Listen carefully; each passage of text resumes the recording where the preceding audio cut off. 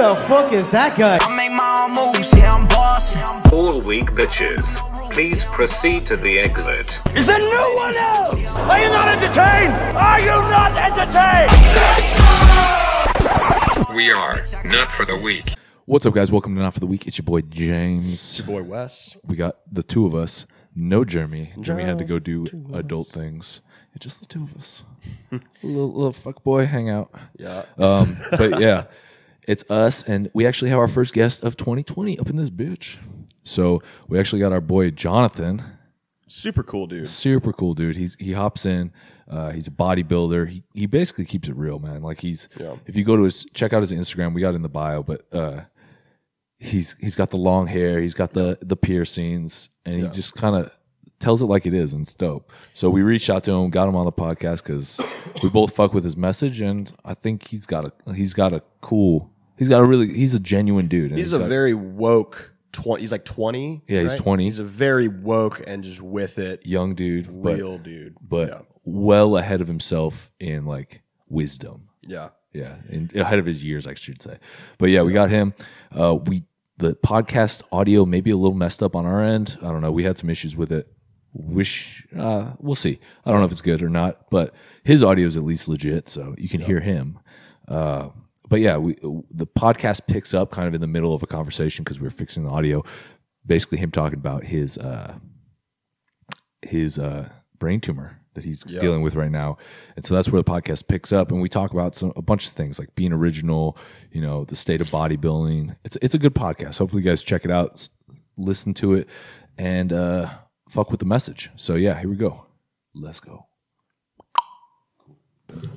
Yeah, so I had hand surgery on I had 3 operations done. It was a carpal tunnel and 2 trigger finger operations. Okay. So that was the surgery I had, and then shortly after that, they actually found a brain tumor that hemorrhaged in my head. So I got to get surgery for that too.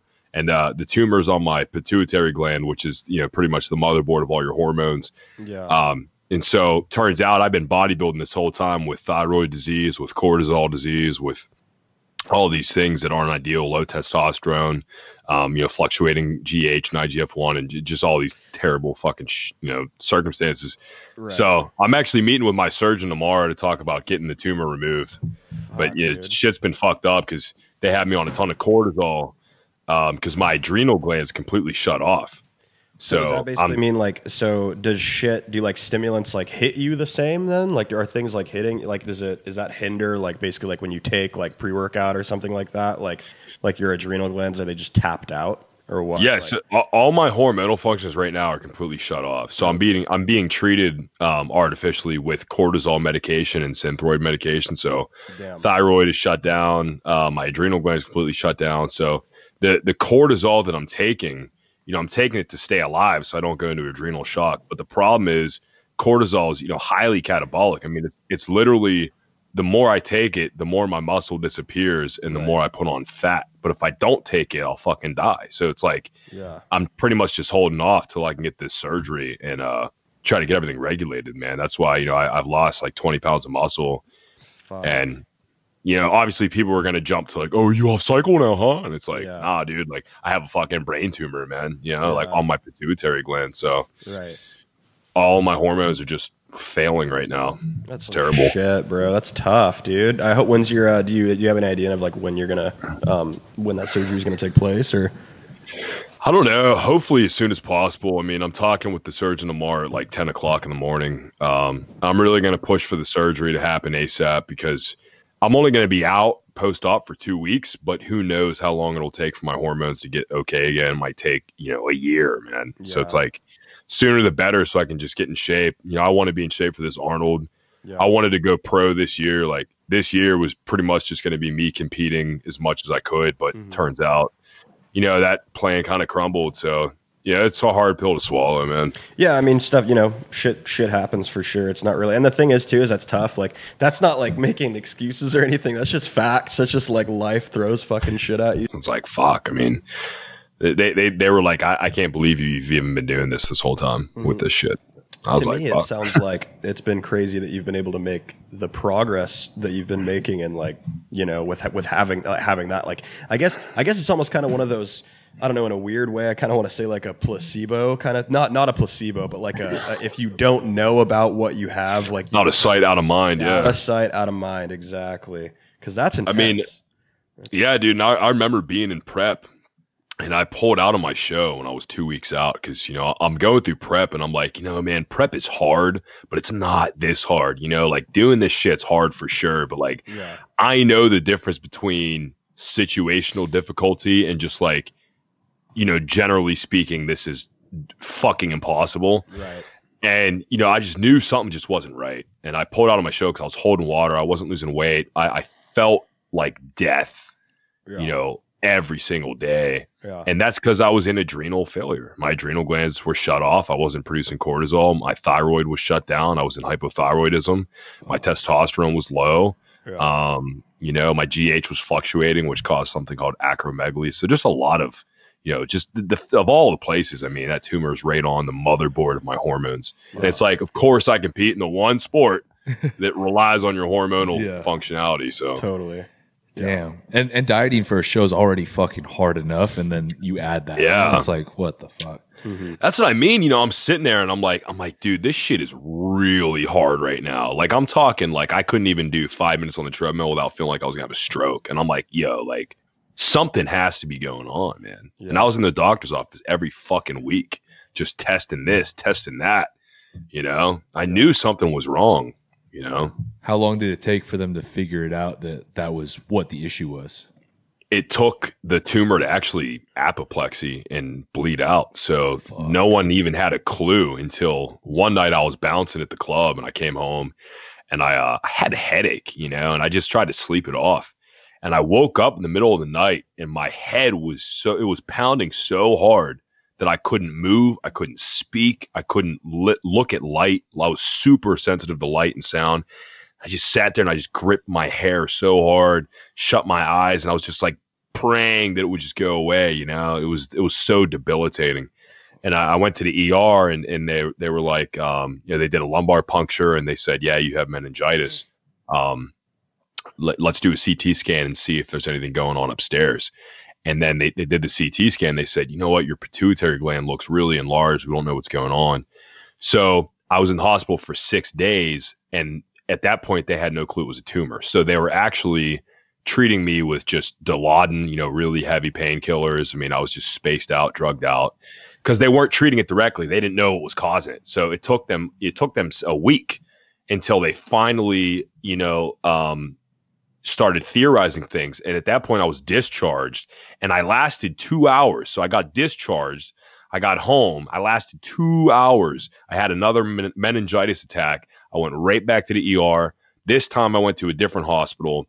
That's when they were like, all right, we need to quit fucking around. We need to do an MRI. Sat under this shit for an hour. Came out. They were like, you have a hemorrhaged brain tumor. And I was like, yep. That's wild that they let you go and that you got this hemorrhage ass brain tumor and like they let me go and they didn't have any, dude. It was malpractice, man. Oh, you know, it was malpractice. They had no clue. They didn't even, everyone that was coming in and visiting me was saying different shit. You know, they were like, you know, well, we think this, we think that. And I'm telling them, I'm like, listen, there's something very serious going on. I don't know what it is. But it's not just, this isn't just a migraine. This isn't just an occasional, you know, swelling of the meninges. Something is fucked. And this is the boiling point. This is my body telling me it can't take anymore, you know? Yeah. Fuck. So then I spent another 8 days in another hospital. I was in the hospital for 12 days. Shit, dude. That's wild. You're super young though, dude. You got a long career ahead of you. Like you're gonna obviously compete in like classic is what you're thinking, right? That's what you're. Yeah. Classic Physique, man. Yeah. I mean, that was the first show I did when I was 18 years old, and I love the division so much. But I want to go pro naturally. I want to stay natural for as long as I can. I'm not opposed to hopping on gear when the time's right, but as of right now, you know, I really want to try to get that card naturally. So I might fuck around with men's physique. I don't know. Yeah. But I just want to compete. Everybody's just getting so. I mean, that's the thing too. Is I've thought about that same thing, man. Is like, yeah, I've just wanted to stay natural and build a good base, and that's what I think everybody should do instead of just kind of hopping on and just with no foundation whatsoever, and everybody's just hopping on like the craziest cycles immediately, just fucking trend the first year they've been training. Like, it's like no shame. Like if you want to get on gear, that's just part of the sport. You know what I mean? That's like there's people with the top tier genetics, obviously like top level athletes and with the best genetics ever, they're all going to be on gear. So it just like has to be, right when you're ready for it. It's just one of those things where it's like too many people just expect the gear to do all the work, and instead of like optimizing the training and the diet and everything and training like that for a significant period of time and seeing how you can get naturally. Like you could easily go pro. I mean, you couldn't easily go pro, but you can go pro naturally. Like there's a bunch of dudes that have done it. It's just right. I feel like a lot of people don't exhaust all their options, man. Exactly, it's like some people haven't even tried implementing drop sets into their fucking workouts before they hop on trend. It's ridiculous. Yeah. Well, some people just train like straight up pussies nowadays. People train like shit these days. And it's like that whole Instagram community of like, I don't want to say like, but like the Gymshark era of like, oh my God, don't even get hard on that shit. You got to look good in the gym, and like, I don't know. You see all these influencers nowadays that aren't breaking sweat, aren't working hard. Like, don't even say that word around me, man. Dude, I don't know how closely you follow what I say, but I am so outspoken about how much I hate that whole wave. It's disgusting, dude. Yeah, it's just like the thing is like they're because I remember I think I heard in one of your podcasts you were talking about how you hate how they put that they proclaim themselves as athletes or like, oh my God. Yeah. Never done a legitimate sport in their life. Yeah. No. I think what bothers me the most is it just discredits people that actually are passionate about the sport. You know, it's like you're riding the wave without contributing to it. Yeah, you're just kind of mooching off the legacy that everyone before you's built with hard work, and you're over here just taking a fuck ton of SARMs, PRing on sumo deadlifts, and then you're the next Gymshark athlete, and then you're the next young natty phenomenon. I just can't take it, man. It's I meet these people in real life, and they're so shallow and insincere, and it's just like, damn, is this what the industry's become? You know what I mean? Like, fuck that. Well, that's what it's like. What we were talking about. We were talking about that last week. We were like, that too many people out there just portray like they see somebody get big on social media or whatever, and they try to replicate it instead of being original and being themselves. And, right. Like, you get a lot of like no substance. Like I go on Instagram, it's like the same thing from like everybody. Yeah. Oh, I hate it, dude. I hate it, man. It's like everything from their haircut to the way they take photos to the way they edit their photos to the physique they're going for to just everything, man. The way they train, the music they listen to, the way their bio looks, dude. It's just down to the finite details, the arbitrary shit that doesn't even matter. It's just so recycled, It's so disgusting, man. Yeah. And I think that was like my biggest motive for even like creating content, because I never gave a shit about that. And then I looked around and I was just so annoyed with how little diversity and individuality there was. And I was like, you know what, man, no one's really qualified to have a platform, so maybe I should just fuck around and try this shit. Yeah. I mean, it's just a reflection of who you are, I mean, as long as even if you're just putting up like, it may not even be cool to you, but like something that you want to put up, and like if people vibe with it, that's cool. If people don't, then you know what, fuck it. Right. I don't know. Yeah, I think that's that's the purpose of it. Like I look back like before, like when I first got my Instagram back in like 2012, and I look at some of the shit I posted, and it was like way more fun back then. And then it became like I went through a period where it became like too much of a business, and like you were too worried about, I hope people don't hate me for this, you know what I mean? But now it's like, fuck it, who cares?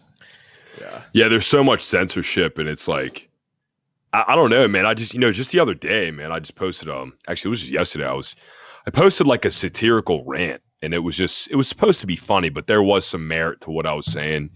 And it wasn't this optimistic, shit that you're used to. I was sitting there, I was like, fuck the system, blah, blah, blah. Like, this shit sucks, and we got to recognize. This dude DMs me, and I mean, the audacity just blows my mind. He goes, no offense, bro, I love you, but you should really be quiet and spread positive vibes. You have a roof over your head and dinner on the table. And I was like, oh, all right. So because someone could have it worse, that completely invalidates every emotional discharge I have, right? So by that logic, I can't appreciate anything because someone could always have more. I mean, it's just it's ridiculous, man. It's like people are obsessed with telling you how to feel, what to say, and what to do, and I hate it. Right. Yeah, that's one of the worst things about the social media platform is everyone thinks that their voice trumps another person's voice and like their opinion. Oh, everyone's a critic. Yeah. But yeah, was that the pre-workout rant? Yeah, it was my pre-workout ritual. And the irony of it is it was clearly satirical, but people were actually hitting me up as if I'm just this crazy bipolar maniac. And, you know, me growing up, dude, you know, I've always listened to like punk rock and shit. You know, I'd be watching like, you know, crazy interviews, all my favorite rock stars, Gigi Allen, Manson. You know, it's like those crazy behavioral antics, man, I fucking love it, dude. And it's like we don't have any of those kind of like moments in bodybuilding. There's no like controversy. There's no action. And the minute you try to spark a little bit of entertainment, people are all over you about it. It's crazy, man. Yeah. Well, that's the issue with, I think, is it's too many people trying to like worry about sponsorships and everything down the road. So like you don't see anybody like just coming out on like the Olympia press conference and like talking shit or like being themselves. Like it's everyone looking the same. Yeah. Sport's just boring. And you know, I feel like it's a big reason it's not televised. It's just boring. Yeah. It's just boring right now. You know, I don't know, man. I mean, the best Olympia in the last 10 years was when Kai and Phil were still going at it. Yeah, when they were beefing and like bumping on stage. Bumping on stage. You know, I mean, we just don't see enough of the grit and the realism. I mean, shit gets real, man. We're all in the gym for very pessimistic and negative reasons. No one is in the gym because their life is perfect and sunshine and rainbows. If the conditions of your life are ideal, you would have no reason to change your physique on that scale, you know? Yeah. No. Anyone that's truly in the gym to change, they're in there for a dark reason. You know, they're in there because of frustration. They're in there because of anguish. You know, I mean, you look at these frat boys in high school, they don't, frat boys in college and, you know, all these dudes that are living it up, they're not working out. Why would they? All the conditions of their lives are fine. It's not demanding change. So why would they change? You know? So I feel like, yeah, everyone that tries to uphold this fucking bullshit sense of optimism all the time, it's just so corny. Yeah, it's so corny to me. It's like, let's get real. Yeah, that's why I like, you know, people like Guy Cisternino. Yeah, I like people like Greg Plitt. You know, I just love it, man. That's what reality looks like. That's true inspiration right there because that's real. Yeah, yeah. That's why I started working out. I was a fucking nerdy kid in high school and got, you know, no attention from girls. Wasn't happy. You know. Wanted people 100%. To respect me. So I was like, fuck it, I'm going to start working out. And then, you know, just spirals and you get obsessed with it. Becomes an obsession, man. Yeah. But it's like we all have, like, dude, I just want to say this, man. I just want to say whatever's surrounding your internal environment, your emotional state is always valid, dude. Don't ever let someone tell you that your feelings are invalid because of your physical environment. Your physical environment doesn't contribute to your mental environment in any way, shape, or form. Right. You know, and it's like the people that say that shit, you have a roof over your head, you have food on the table. I bet those are the kind of people that say money doesn't buy happiness, but then they list things that money buy to justify why you should be happy. Right. It's fucking insane.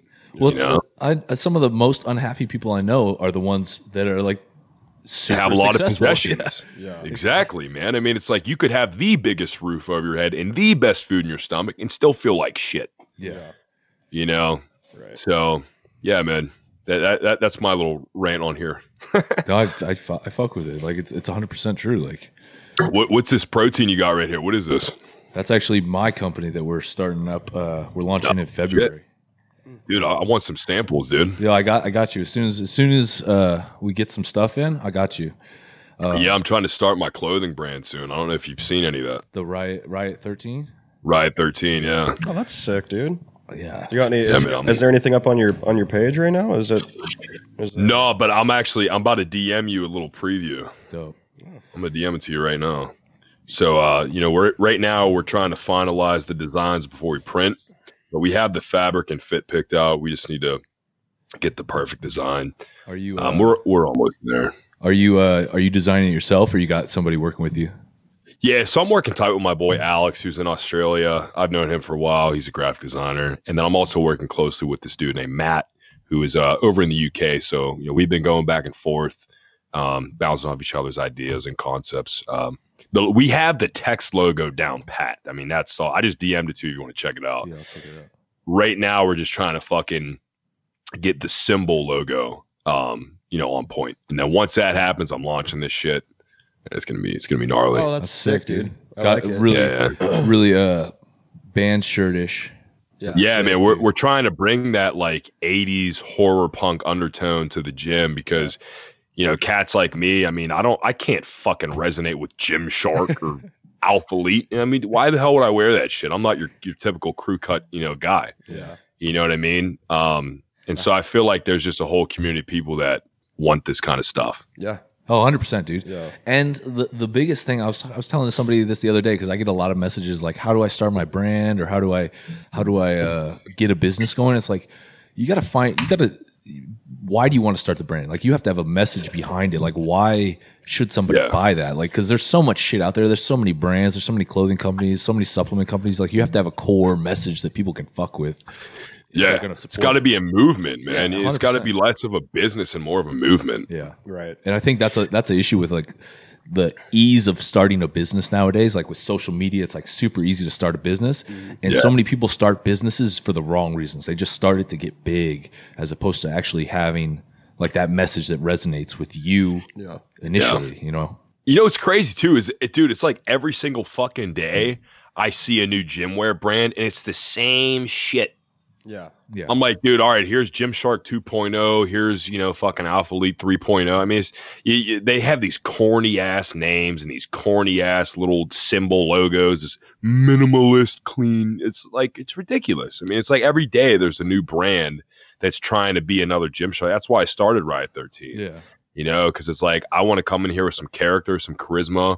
I want to incite some chaos and punk rock in this industry. And, what better way to do it than slap that shit on a shirt and wear it proudly? So it's like, fuck it. Well, it's something that's like loud and in your face, and and that's the thing is like so many of those brands nowadays, it's all trying to like Lululemon, like you can't see the logo. It's like super like tiny. one little dude. Oh my god, dude, it's ridiculous, bro. And then how about oh my god, people always go like, yo, I need your merch, and I'm like, quit calling it merch.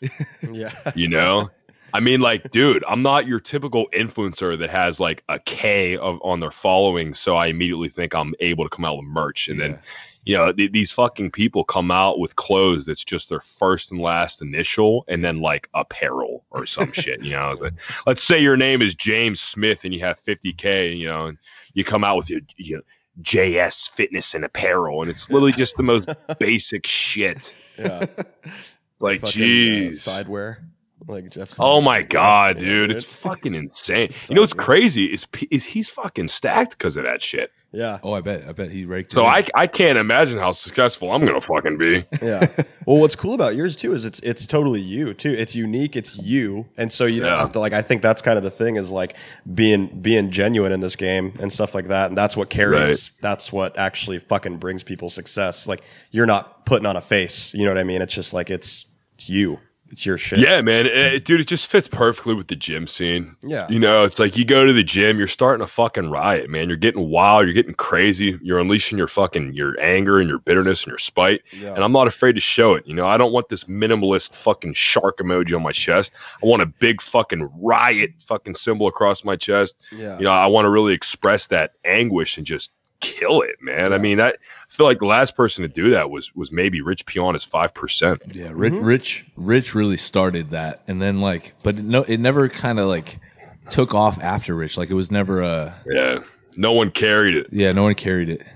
That's tough. Yeah, but people compare me to Rich all the time. People say I'm Rich's son. Because of my voice, I don't know. I could see it. Not a bad compliment. Yeah, that's I fucking like. He might be my dad. I don't know. just slanging dick across the U.S. Who knows, man? Shit. But like Rich was like the last like super outspoken person I think around the game. Like, and he just told it how it was. Like, hate him or love him, like he was honest with people. Like, hey, this is what I take. This is why I do it. Yeah. So I don't really fuck with sponsorships too much because it's just like as soon as you sign that paper, you pretty much got to sell your character with it too. I mean, it's so obvious. All these people that are with these high traffic brands, you can obviously tell that they're suppressing their true self. And you can tell that they're conforming to the rule book. I mean, it's corny, man. They prop up their phone, they hold up their product or whatever, they smile, take a picture, post it. Get yours today. Use my. It's like, do you want to do that? Like, it's so forced. I mean, it's people are starting to show less and less of themselves, and they're just hiding behind this wall of fabrication for the sake of, brand endorsements and money and followers. And it sucks, dude. It's like Greg Plitt, Rich Piana. It's like, where are they at? And the real ones are gone. I mean, fuck it. Yeah, I'm trying to do them a service, but I'm just a young cat coming up. We'll see what happens. I know, but that's where it starts, dude. Like, people see that and then they start being like, you know what, he started that and he's doing this, so I can do what I want now. You know what I mean? Like, that's how it starts. The problem is that like everyone sees like the most successful fitness influencers out there or whatever you want to call them, like, and they're all like with the major companies like Gymshark and Optimum and all these big ass companies, and so they all post similar content. Everything's an ad. Everything's a check out my ebook, check out my fucking app. Like, so the whole, like, they stop putting out original content. It just continues to be an ad and ad and ad and ad. Yeah. So it's like, why are we following you? Like, I don't like commercials at home. Why am I going to log onto Instagram for fucking commercials? Yeah, man, dude, it's just everything's such a fucking schemy attempt to sell you something. I can't stand it. Yeah. That's why, Julian Smith, I think, even though I'm not like a big fan of him or nothing, I think he did it right. Because when he had a platform, he didn't fucking sign with anybody. He created his own shit. Yeah. Right. Well, that's why what you're doing with Blast House is smart too. Yeah.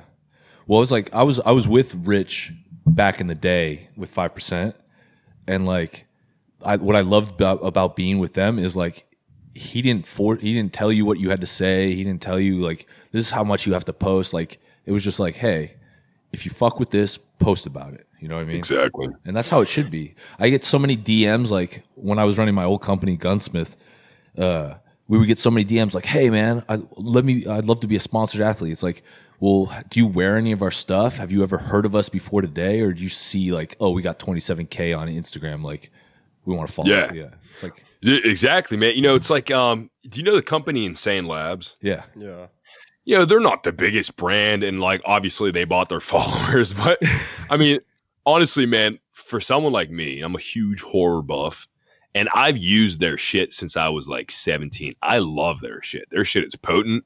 I love their theme. I love the whole horror theme and like all their, their pre-workouts called Psychotic. It has clowns. I would rep their brand for free before I rep, BPI for a paycheck. Yeah. It's ridiculous, man. It's because I can't do shit like that. Everything I do has to have sincerity behind it, or else I don't want any part of it. Yeah. That's huge, man. But I want to try that Blast House shit though. I'll send you some shit, man. Let me try it, man. Yeah. Tell us about what was I gonna ask? Tell us about talk to us about clones. Tell us about clones. Oh, clones. He man. just showed me some of that. I was just telling him about just like how fucking funny I thought that was. It's like being mindless, just like not being fucking with it, not being conscious. Oh, dude. Tell us. So, all right, man. So basically, the foundation of clones, the conspiracy behind it all started when I was in high school. You know what I mean? I've always been a bit of an outlier. I've done my own thing since day one. I don't drink. I don't smoke. So it's like, being this age, I'm not really with the crowd. And growing up, it's like all the hottest chicks, all the clique chicks and stuff. I mean, you can't even talk to them. They're just kind of like mindless meat suits. You know what I mean? It's like you could ask them how their day is, and they straight up just ignore you, and they kind of glitch up in a sense. And instead of looking at it as in maybe I'm defective or I'm not worth their time, I really just came up with this like bullshit conspiracy to cope with it. And I was like, oh, they're fucking clones. You know what I mean? Like they're just robots. Yeah. But it's applicable to so many different things. Really what I define it as is anybody who operates, like completely irrationally and defies all logic is a fucking clone. Yeah. Clone shit. Right. Dude, I just texted this girl today. We've been talking for weeks, bro. I hit her up last night and I was like, I miss you. Like, what's going on? She left it on red.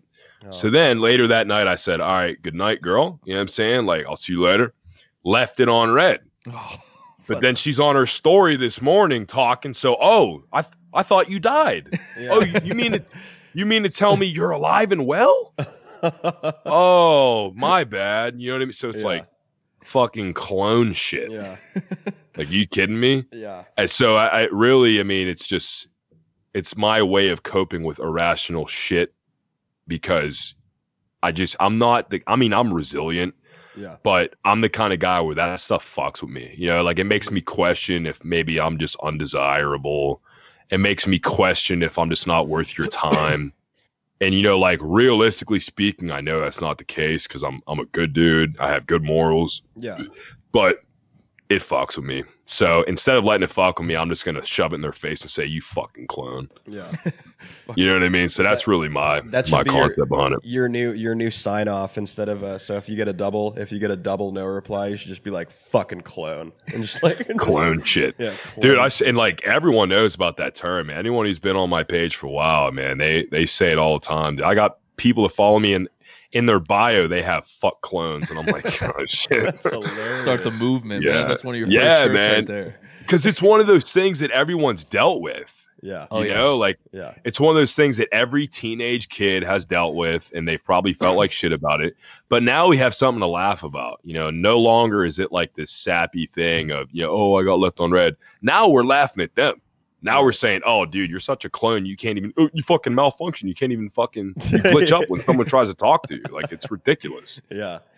Did you hear my Manager at Express is Still Alive podcast? Yeah. Fucking insane. Man, I feel like going in there and just dropping my bags, like, holy shit, you're alive? Yeah. What the hell? Have you gone in since this whole interaction, or like? I don't want to step foot in there ever again. You lost a customer for life, right? Yeah. I will cuss her out, bro. Yeah. And no disrespect, but it's just like, dude, you got to understand, man. I was in there for weeks and we would have these flirty exchanges and stuff. And finally I was just like, she's like 32, probably, I'm only 20, I'll be 21, but I figure whatever, dude. I got her number, I bagged it. And everything was fine. She was cool with it. And then I text her and she's dead. She's nowhere to be found. So 2 days go by and I text her again, hey, listen, there's this movie that just came out. You want to see it tonight? Blah, blah, blah. Nowhere to be found. She must be in a ditch somewhere. I don't know. Yeah. A week goes by. Now, here's what really bugs me is I understand if you're nervous. I understand if you just don't want to talk to me. A week goes by and I actually just genuinely say, hey, listen, can we just have a conversation here? Because I'm a little bit confused as to what's going on. And she can't even reply to that. So now I'm at the point where if I saw her, I would literally be like, fuck you. Yeah. It's like, just disrespectful, really? At that point. Like, you want to make me feel that invisible. Jesus Christ. Right.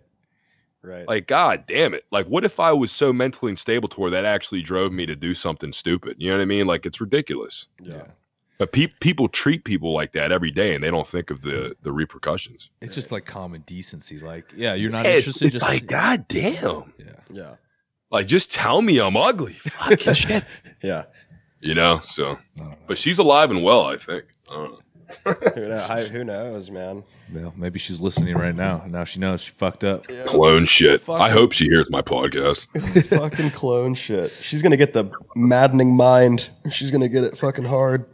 You know what? I made her famous. She should thank me. Yeah. She's about to probably got 20K on Instagram now. Should I text her right now? I still have her number. You might as well. Hey, thinking about you. He's still alive. Just making sure you're still alive and well. Yep. You broke my heart. So she's saved into my phone as Manager at Express. That's all it is.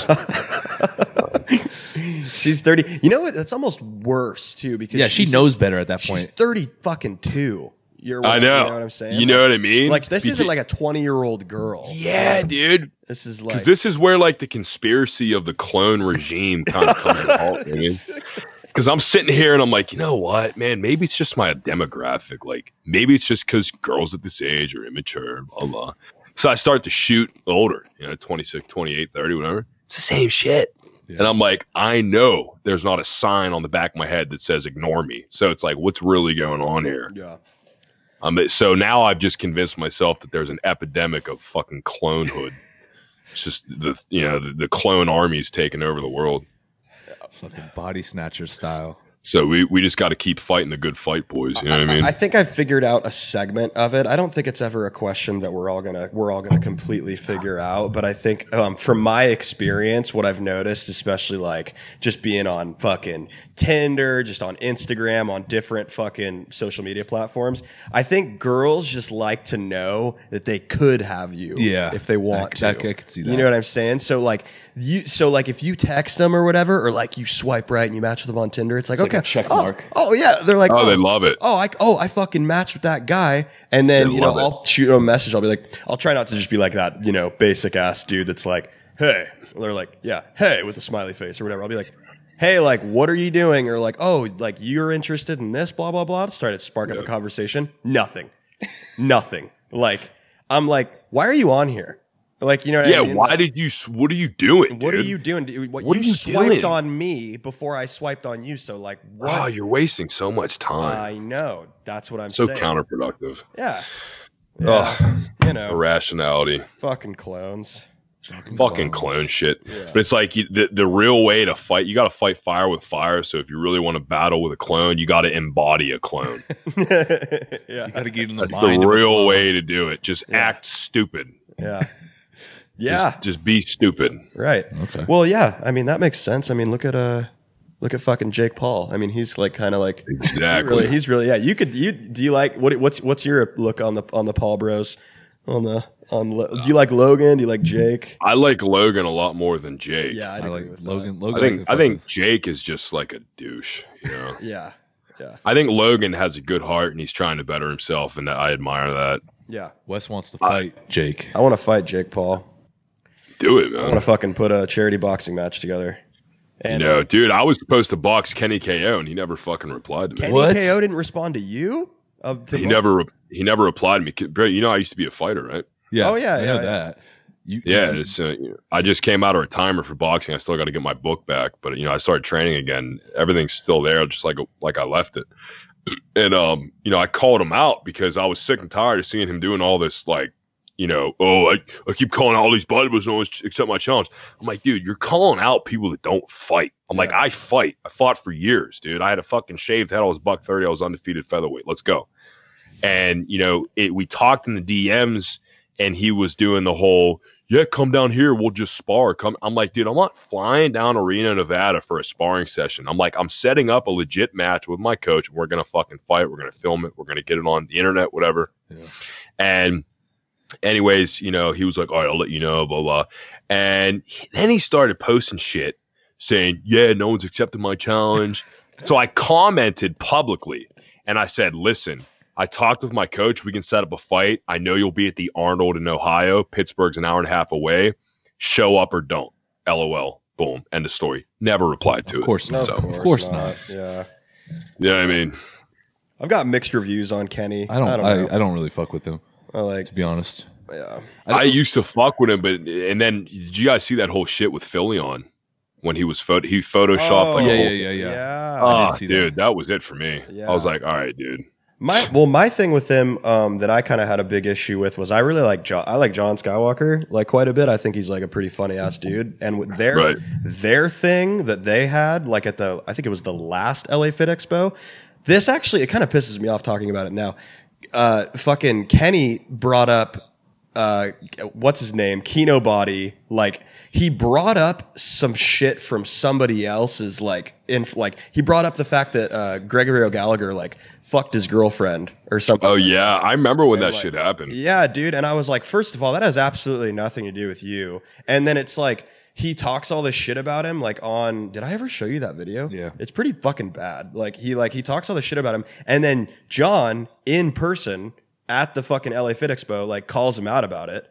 He's like, yeah, Kenny's the type of dude to like talk all this shit about you and then not actually fucking do anything. I saw that. Yeah.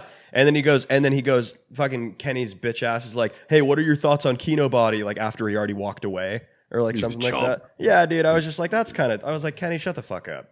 Like, Yeah, he's a chump. you know, don't talk about shit like that. You know. It just bothers me because, you know, like, dude, I come from a very violent background, man.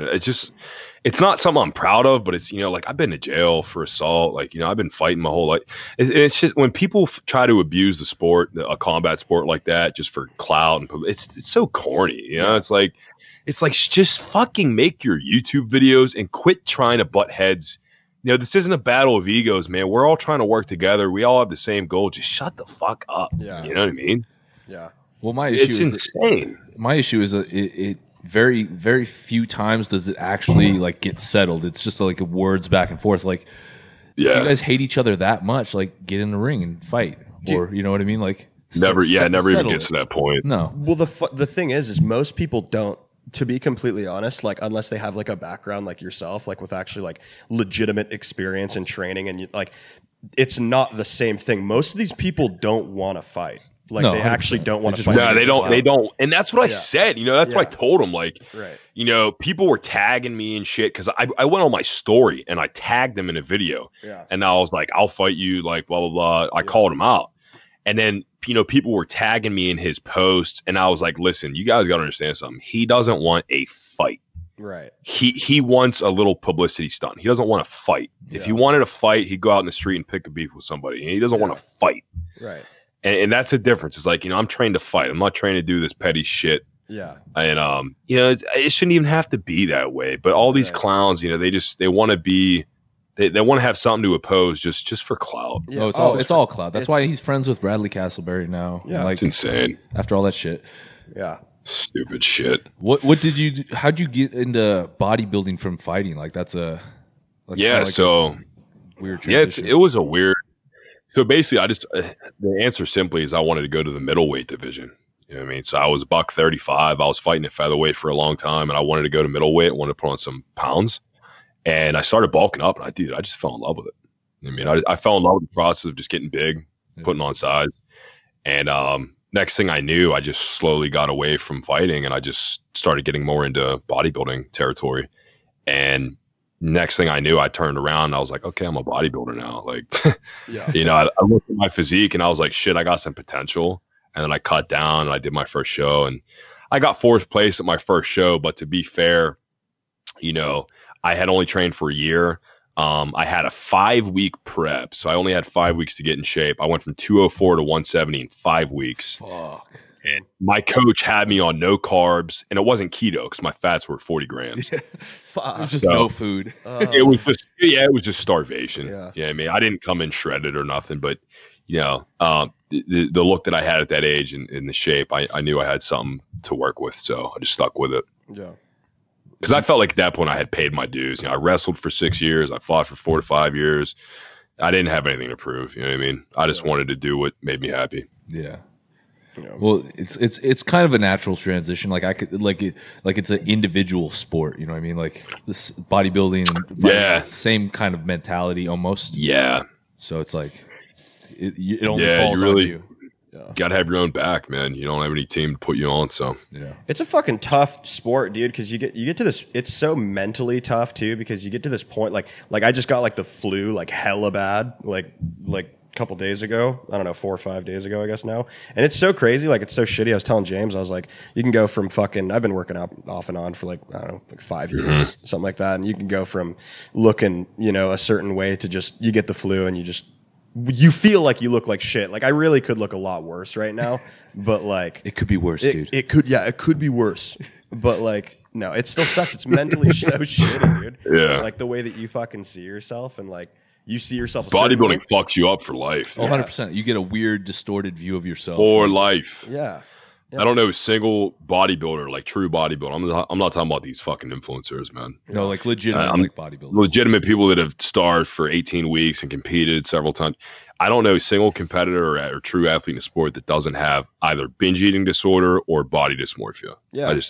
I've never met anyone that's perfectly fine. I think that especially with competing, it's dangerous too. Well, it's Super I'll unhealthy. say it's dangerous because you see yourself a certain way, and you fucking and then when you don't look like that, you're like even when you're off season and you look your world crumbles. Yeah. Yeah. You know, it's tough, dude. You see yourself, you know, fucking whatever, 5% body fat. You like always. Yeah, man. Oh, dude. Yeah. And you stop valuing, like, you stop valuing yourself the way you should. I mean, 100%. It's like it takes you to be peeled one time in your life. Yeah. To feel like shit every other day of the year. Yeah.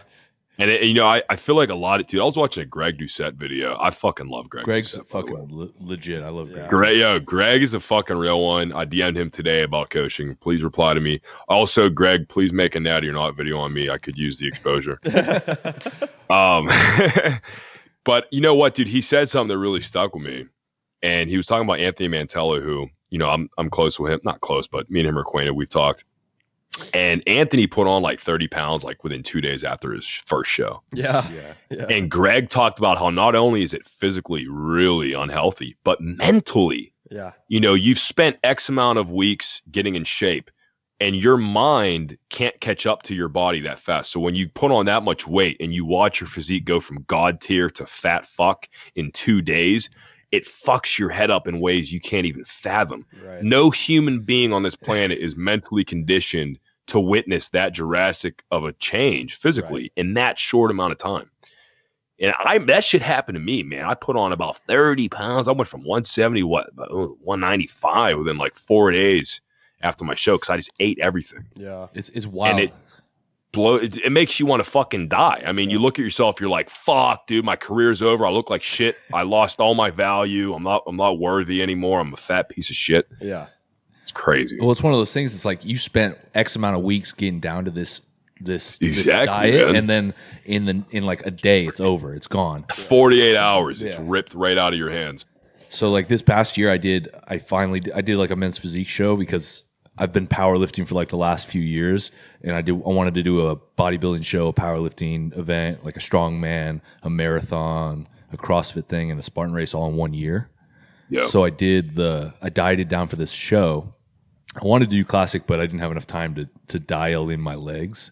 So I did men's physique, and I got down to like 230. I was 230 on stage, and damn, that's big weight on stage, bro.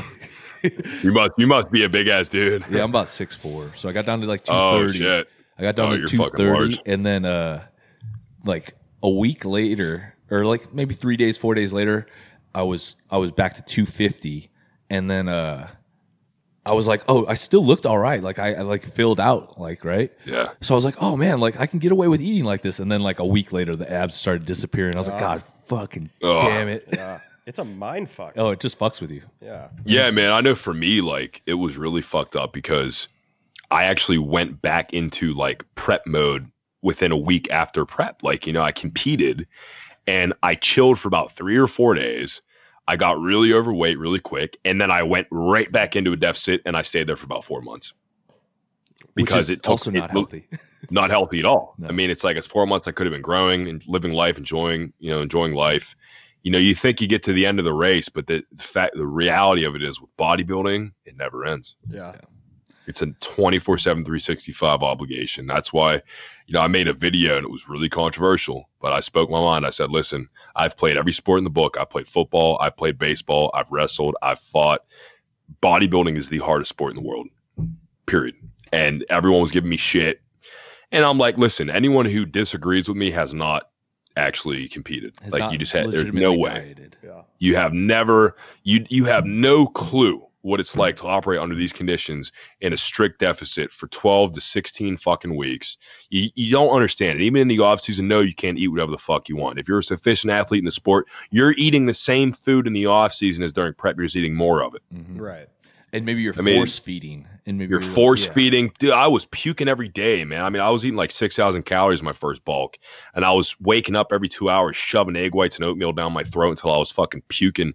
And that's what it took me to gain weight because I was such a hard gainer. Yeah. It's like you're always struggling. You're always, and not only that, but we already talked about the effects, you know, on your mental state in the long run. I mean, it's like, it's ridiculous. I would much rather play a game of football, go home and be done and relax. But bodybuilding, you never relax. Yeah. Yeah. You never relate. You're always paranoid. You're always working. You're always doing something. Yeah. There's a lot of shit that goes into it. So much, man. You got to be a fucking. Yeah, not only that, but it's like the knowledge that you require to be a good athlete and it's not even comparable, dude. Right. Not even comparable. You got to be a fucking physicist, kinesiologist, fucking dietitian. You got to know everything. Yeah. Right. I'm still learning, you know? Oh, it's a process, dude. I've been training for, 15, 16 years now, and like I'm still learning new shit every day, it seems like. Yeah. And new science is coming out every day too, like new data, new researches. So it's like, what the fuck? Like, it's impossible to keep up with it. Yeah. And then the other thing that makes bodybuilding unique is the drug use. Right. Because just when you've conquered training and nutrition, if you really want to take it to that level, you got to use drugs. And it's like that already ups the risk factor by 100%. I mean, it's like what was already unhealthy is now actually life-threatening. Yeah. And what will you do in the name of the sport? And the combinations and what effects each drug has and like dosages. Exactly. And like, yeah, you need to be a chemist. It's like you got to be everything. Yeah, it's be a guinea pig of your own body. It's fucking insane, man. Yeah. It is interesting though, like how bodybuilding is like not. It's like becoming more mainstream with social media, but like it's still not even close to being anywhere near mainstream. Well, it's because it's so controversial in so many ways, and I think a lot of that has to do with the drug use. Is like 100%. It's because and first of all, and that's so fucking stupid because ignorant. There is literally like, dude, Nate Diaz said it in a fight in an interview I think it was like a pre-fight interview. He's like, everybody in the UFC is on steroids. Everybody's on fucking and he's the realest dude. You know what I mean? He got popped for like SARMs or some shit. Did he get popped for SARMs? I think he did. Huh. It's like whatever, dude. Everybody's doing everyone in the MLB, everyone in the NFL, everybody uses PEDs. Yeah. They're at least using some GH or some recovery. Just because we work harder to let you see it, it doesn't mean that we're any different. But yeah, exactly. Well, that's part of the problem of like this whole like everyone is equal, like we were all born the same kind of thing. It's like no, there's genetically different people. Like you could take the same drug protocol and eat the same thing as so and so, but that doesn't mean you're going to look like him because he's genetically different, and people fail to realize that. Like everyone's like, oh, I could be an IFBB pro. Like, really, could you? No way, no, dude. No way. No. And that's what I mean about the protocol is different. All these major sports there is drug use, but like I said, with bodybuilding, it gets to a point where it's life threatening. I mean, if you want to be a Ronnie Coleman or a Jay Cutler, you have to actually risk your life for this shit. Right. The protocol and the approach to that drug use is vastly different. But dude, I hate that shit, man. People say, if I took steroids, blah blah blah. And it's like that's the thing, man. Anyone can pick up a ball and learn how to shoot hoops. Anyone can learn how to play this or do that. Anyone can learn hockey. Anyone can learn baseball. Anyone can learn football. Anyone can learn tennis. Anyone can learn golf. Not everybody can be a sufficient athlete in bodybuilding because you either have it or you don't. You either have the genetics or you don't. No drug, no set or rep is going to change that. No food, nothing. Yeah. I mean, you got to be predisposed to it from day one. Right. It's wild. It'll be interesting to see what happens with it now that like The Rock is putting on his show this coming year or whatever in Atlanta. Is that NPC? It's a IFBB. That's IFBB, IFBB Pro show. Oh shit. I heard Phil's going to compete in it instead of the Olympia. That'd be wild, man. It's more prize money. More prize money, more exposure. Like Under Armour's a sponsor, so is Ford. Like, I think that's great. I think that's great for the sport, man. I really do. I love that The Rock, one of the most famous people on the fucking planet, is a hardcore bodybuilding fan. It's great. And puts in the fucking work too. Like he's always in his gym. Like yeah. He's kind of like a modern day Arnold in terms of like being an ambassador for the sport. You know what I mean? Yeah. I mean, Arnold's still alive, obviously, but I'm talking primetime Arnold, how he put the sport on. I think The Rock's kind of doing something similar with that. He's taking it almost to the next level. Like Arnold got it to a certain level, and now The Rock is taking it up a notch. Yeah. It sucks, man. Actually, dude, just the other day, like I had an IFBB pro competitor tell me this, man. This is a bikini pro that I was talking to. And she told me straight up, she's like, bodybuilding isn't a career. And I was like, how dare you say that to me? Yeah. Come on. I mean, it sucks because it's like I want to tell you you're wrong, but you're kind of right. And it's because the prize money shit. It's not publicized enough. It's not televised. We we work just as hard as fucking NFL players. We don't get a quarter of what they're receiving in terms of fame or fortune. It's insane. Well, the marketability too. Like, you know, back in Arnold's day, like all those guys were getting in movies and shit. Like, you know, action stars. Yeah, they were action stars. Nowadays, like you're not going to see Phil Heath in a fucking movie, or maybe you'll see Kai Green, but like he's not going to star. But yeah, it's like cheesy shit. Yeah.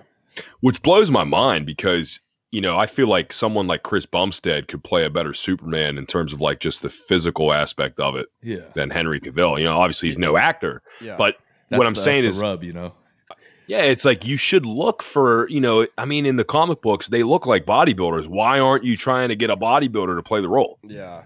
That could be huge for the community, man. That would change shit. I feel like I want to change shit. What the fuck would Chris Bumstead look like on that camera as like? Yeah, he would jet black hair. Yeah, dude, like he would be like because what's his name? Henry Cavill. What's his name? Henry Cavill. Henry Cavill. Like, he's like he's not like he's not a big guy. He's like 6'2", but he's like he's got a bigger frame. Well, yeah, so that's like Chris Bumstead, right? 6'2"? But he's not. Man, he's I not just watched a video about this. He's 6'2", and he was about 185 for Man of Steel. You know, it's crazy when I'm piss shredded. I'm 195 and I'm 5'11". What the? That's wild. So when he was 185, he was at 6'2". He fluctuated. They said he fluctuated between 185 and 190. But he looked massive. And he's 6'2". And he's 6'2", and he wasn't even lean.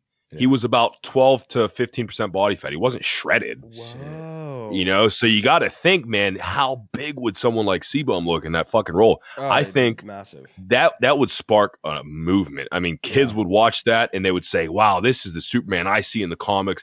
This is how I want to look when I grow up. I mean, it's like, we don't get enough credit, man. Right. We really don't. And we are the superheroes of the world. We are training to look like the comic books. Yeah, you're looking for like the action figure, like comic book dude. Like. They all got 3D delts and shredded fucking lats and rhomboids and biceps. I mean, it's like we're training to look like that, but we don't get to play the roles. We don't get that kind of, you know, recognition, man. Yeah, you don't really see like that many even action stars in Hollywood. Like you don't see that many dudes like that. Like Cena, I guess, is pretty big, but like but like he's not in any like big action movies anymore. Like The Rock is pretty much the only one that's like a legitimate like big guy, like a pretty big dude. Yeah. The best physique on the big screen lately has been Chris Hemsworth, and even at that's basically an off-season IFBB pro. Yeah, what did he? Because he was biggest for what Thor? Like the first. I thought the first Thor was probably like. Yeah, that was probably his. He was pretty big. Thor Ragnarok, he was probably the leanest. But even then, you know, I mean, it's like you're in the movie theater with your date and you're watching Thor Ragnarok, and she's just mind blown at how good he looks, and you're sitting there like,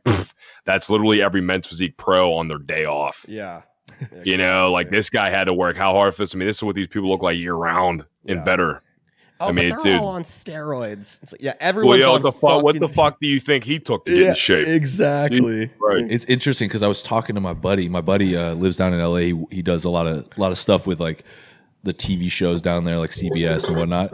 Yeah. And he was talking about a couple of his buddies are like trainers down there, and he was talking about how they train these actors for these movies. Yeah. And he was saying a lot of them like avoid like doing heavy rows or like rows in general because it makes you thicker. Like the waist, like width wise, like if you look at me from the side, like I'm thicker, which is he's like, no, we want to avoid that. We want to just work on delts and just getting them wide. Delts and pull downs. It's like, yeah, but like just a massive fucking dude with a big ass back, like it just you don't see it. You just don't see it. And it's like, I feel like the mainstream is so detached from what bodybuilding even is that God forbid a Thor movie came out and we had someone of the caliber of like, you know, C-Bum playing that role, they would shit themselves. No, you look fucking amazing. They'd be sitting in the theater. They would see a shirtless scene. They would be like, how is this real? Right. Yeah.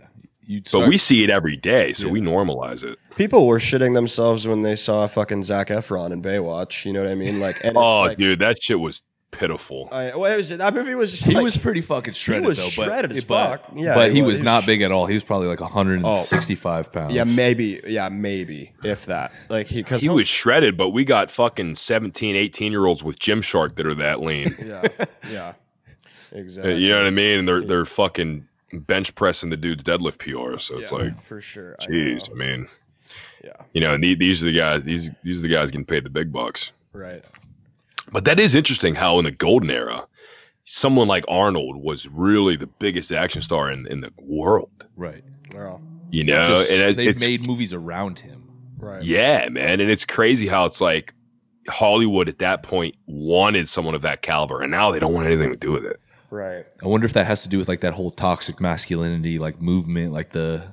Oh, that shit is so corny. Jesus Christ. That's a good point. Yeah, it could be just like stupid you don't see that as much. Like you don't see those like Clint Eastwood like badass fucking dudes as much anymore. Yeah. Oh, dude, you know how many fucking women talk shit on me for like lifting weights and trying to be big? You know how many times I've had someone call me like a stupid meathead? Just it's crazy. You know, people want to talk about like, I'm not even gonna get into politics and shit, but fucking people couldn't even fathom how much flack bodybuilders get from the general public. You can't. I mean, it's like you could walk into a restaurant wearing like a schmedium and you have a pump, and you'll hear someone whisper, "That dude's on steroids." And it's like, are you fucking serious, dude? 100%. Like, really? Yeah. It's like everyone just, it's, oh my God, you can't, you always receive criticism. I just had some girl the other day that I was friends with since I was in like 9th grade. She unfollowed me and I still keep in touch with her. And I was like, hey, like, you know, what's up with that? Did I bother you? She's like, even though I support what you do, I'm tired of seeing like your muscles on my feed every day. I'm like, so I'm automatically an arrogant douche because I'm in shape. Got it. Right. And even then, I'm probably the least shirtless bodybuilder on the planet. Yeah.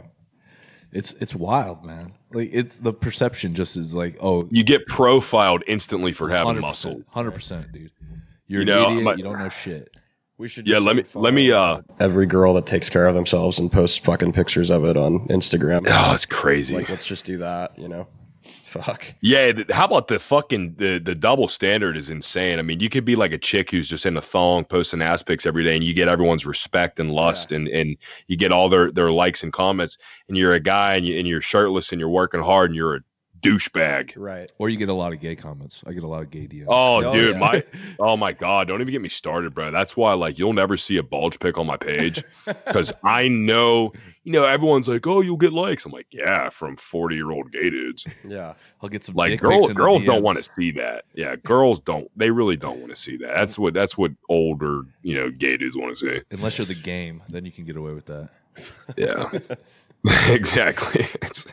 It's ridiculous, man. It's like I understand I compete in a sport that has to do with your appearance, but that doesn't make me an egotistical fuckhead. You know? No, it's just profiling. It's just one of those things. I've always told people this too. If you don't really live the bodybuilding lifestyle or just the fitness lifestyle, whatever lifestyle, if you don't work out on a daily basis, like I don't think you'll understand it. You know what I mean? I don't think you'll understand like. Yeah, it's just different, man. Yeah. Because like what it really comes down to is you if you want to bodybuild, you know, truthfully, Yeah. it's not because you love the reward, it's because you love the work. Right.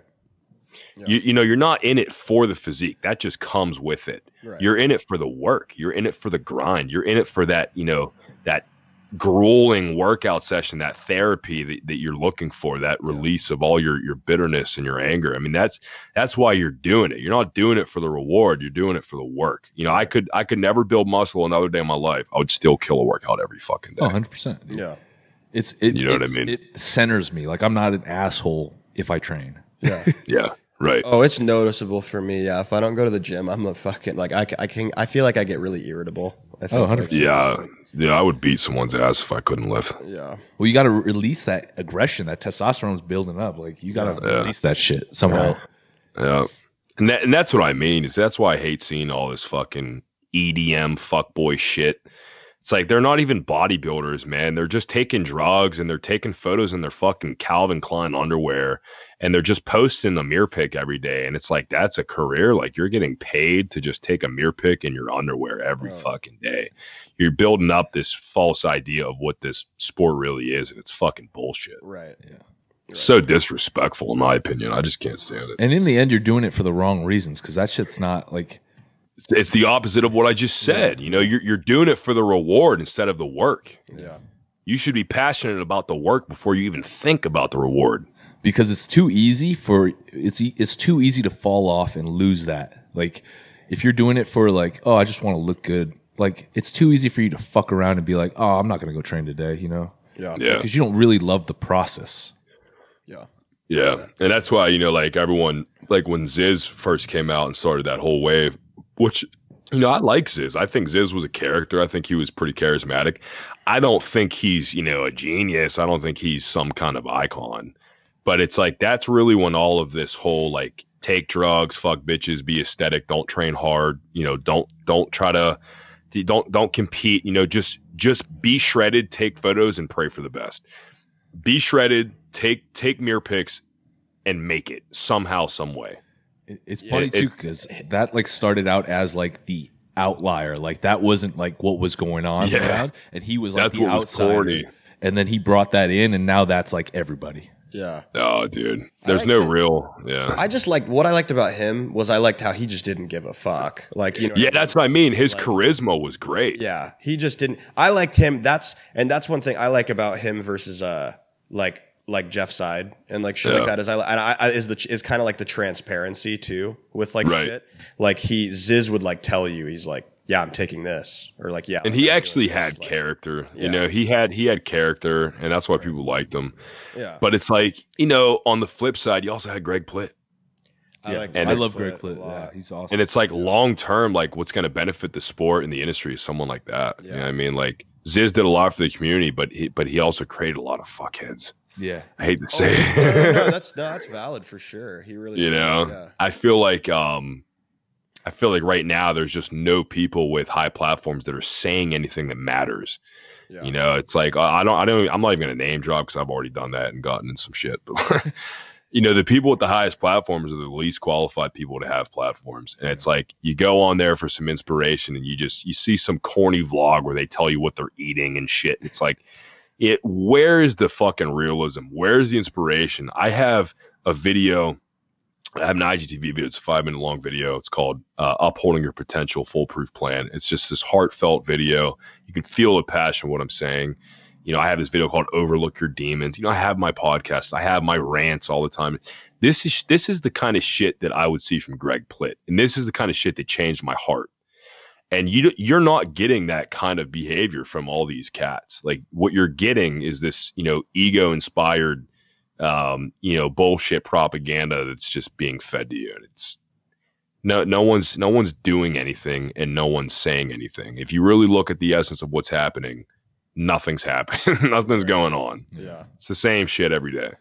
Yeah. I think that's going to hopefully start, seeping into the community a little bit more. Like, especially now that they got rid of likes, like I feel like people are posting a little bit more of like just whatever. Like it's not curated as much, Yeah.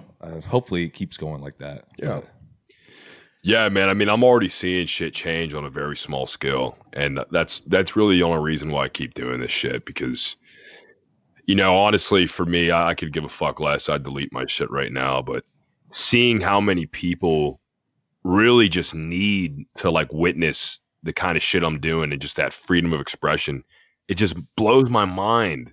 Like it really just shows me how they've been conditioned to believe that they have to be a certain way if they want to do this. And it's sad, man. Yeah. Like it's crazy. Right. It's important, man. It's important. So, I'm seeing shit change, on a very small level, but it's enough to keep me wanting to provoke this message and this image. You know what I mean? Yeah. Well, it's important for you to just keep doing it, because eventually it will catch on, and eventually you'll, grow a bigger platform to where like you can reach more people with that message, Right. And that's really what it comes down to, getting that exposure. Yeah, man, just doing it for the greater good. Yeah. It's like, this shit. Some people think I'm a nut job. Like on my Overlook Your Demons video, I said something at the end. I was like, this could be my legacy. This could be it. This could be the only thing I ever say, and this is what matters. I'm going to leave you with this. People might hear that and be like, dude, you're like so dramatic, but it's true.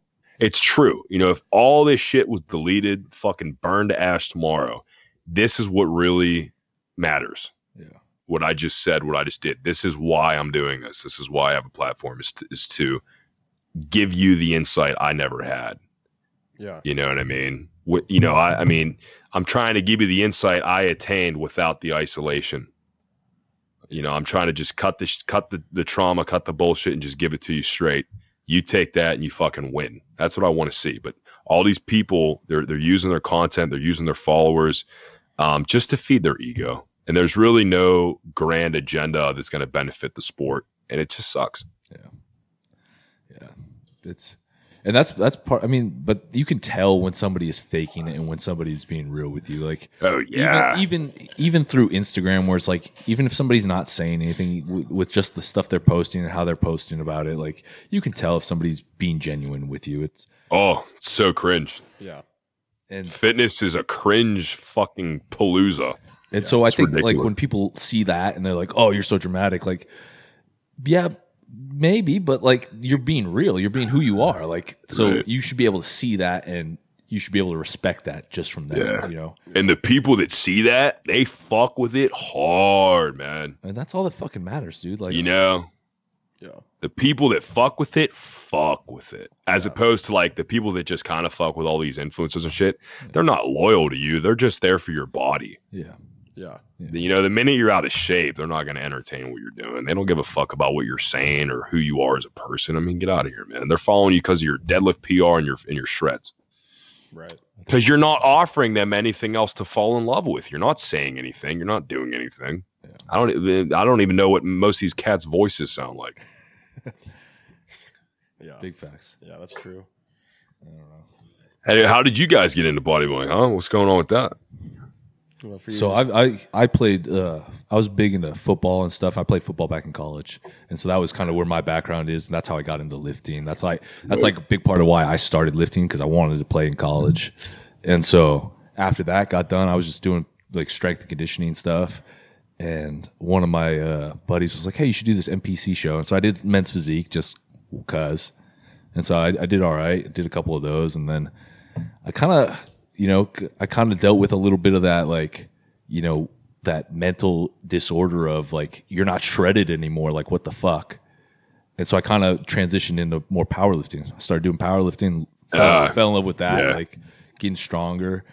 And so I dabble with it. I like looking good and being able to, my whole thing is like, I want to be able to do whatever the fuck I want to do. Like, I want to be able to run a marathon if I want to run a marathon. I want to be able to, you know, deadlift, you know, twice my body weight whenever I can. Like, and I want to still be able to look good. Like, I like being able to look good with my shirt off. I like my girlfriend being like turned on by when I take my shirt off. Yeah. So you want to look good and be like functional. I want to look good and feel good. And trying to be the best of the best. I mean, that's what it's all about. My whole thing is I want to be good at all of it. So I go back and forth between bodybuilding, powerlifting, and some strongman stuff.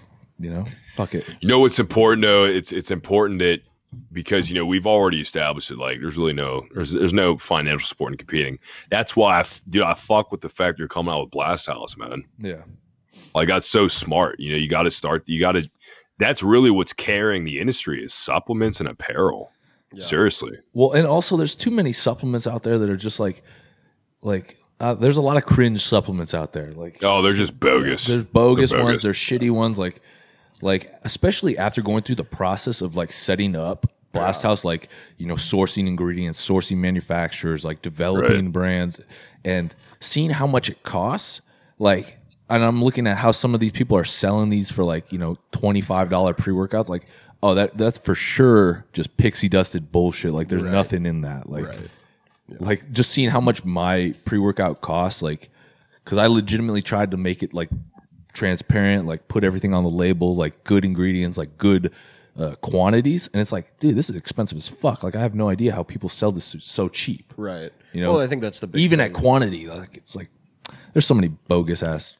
Well, some brands. people probably just think they can just get away with just like, they have this certain name, so they'll just slap that on there. They can put, and then people will just buy it because it's that. There's a lot of people coming out with their own subs that are just. Can someone tell me how BPI is like one of the biggest supplement companies in the world, and their fucking products suck? Dude, I was working with a coach, and they were like, "Yeah, you need to get on some BPI." Like, here's my code or whatever. I was terrible. like, I bought it. I was like, dude, this tastes like asshole. What the fuck? Shit. And once you learn ingredients and you look at the labels, you're like, what the fuck? Dude, I remember, I think it was a pre-workout. I must have been I think I was 18. I think I just graduated. I took a pre-workout. I think by BPI. I think it was called Cyclone or some shit like that. I don't know. It was a minute ago. Vortex. Vortex, dude. Oh, that shit is putrid, dude. It was a double. It was a double serving, and I had been taking. That was back when Jacked 3 days. Yeah. Oh yeah, the hard shit. Fucking dope ass pre-workout. And I took this one time because I was just out. I didn't have anything. It was a sample pack. I took it and my heart hurt. Like it hurt my heart. Not like in a good way, not like it it was ineffective. Yeah. I was like, this sucks ass. Trash ass pre-workout. Yeah, I don't know. Man. I've had their fucking best BCAs, like when my homie had one and I needed some BCAs for a workout. When it's at Walmart for $10 and you're like, oh fuck it. Other than that, they're pretty trash. Yeah, no. Is it cool if I take a bathroom break? No, go ahead, man. Go ahead. Yeah, you can pause it. Yeah, we'll pause it. Yeah, all right, cool. I'll be back in 2 minutes. No worries. Is anybody playing tonight? Football? Foosball? I think there's a game going on right now. I think it's the second one.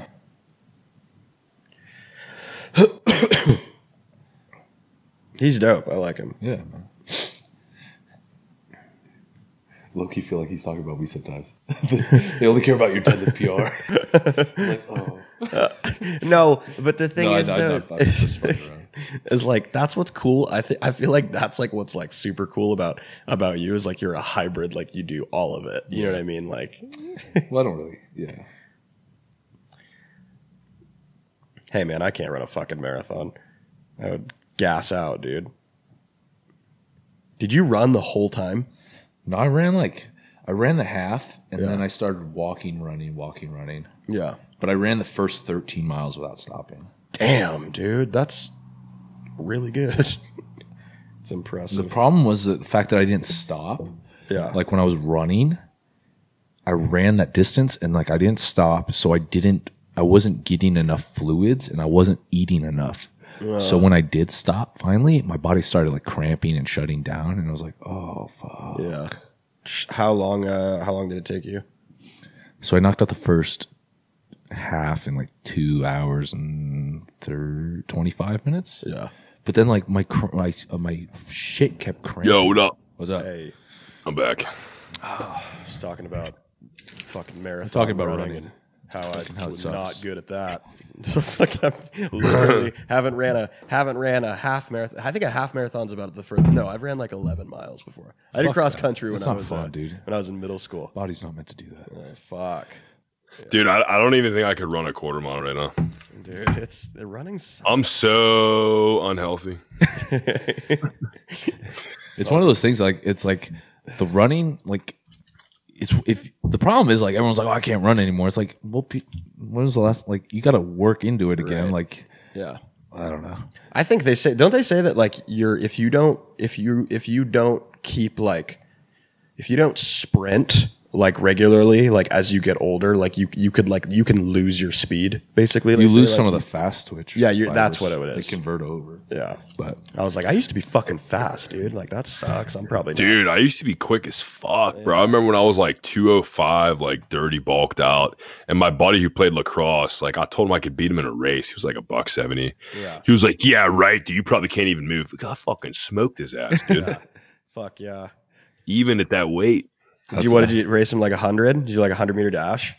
It was just in the basketball court at our gym. It was just from wall to wall. Yeah, a 40 yard sprint. I was like, don't you ever doubt me, dude. Yeah, you take him. I mean, shit, you've got him there. You've easily got him in 100 for sure. You got the strength, man. Yeah. The quickness, dude. Fuck. Yeah. All them heavy leg presses. Yeah, I got that leg drop. I took off. I wanted to bring this up before I went. Yeah, go ahead. One of the only supplement companies that I really, really fuck with is Redcon One. Yeah, I've had their pre-workout. I think is it Total? You give me Total War, right? Yeah. Total War. Yeah. Total War is dope. I like their products are solid, and I like the military theme. Yeah, the military theme's cool. I like a lot of the guys that are with them. I love that dude Luke Sandow. Oh yeah, the guy. With him, the fucking British dude. Yeah, because he's different, man. Yeah. He's got the gauges. Yeah, and fucking big too. I was watching his YouTube series getting ready for the Olympia, and he's a cool dude, man. He was the one who took second to Dexter at that. At what show was at that? the Tampa. Yeah, Tampa Pro. That's right. Yeah. Yeah. So He's a big boy. He's strong, dude. yeah, he's a fucking tank. Fucking puts up like 4 something on incline. Like, it's insane. Yeah. He's gnarly. He's next level. And dude, how about when they had Dallas, man? Rest in peace to Dallas, man. Oh, man. Speaking of like dangerous shit, like yeah, fucking Dallas, man. Yeah. He was a big motherfucker. He was a nice fucking dude too. He is nice, and for how, you know what's scary about him is he was what maybe 26, 25, something like that. I don't even know if he was that old. Maybe like 25, 24.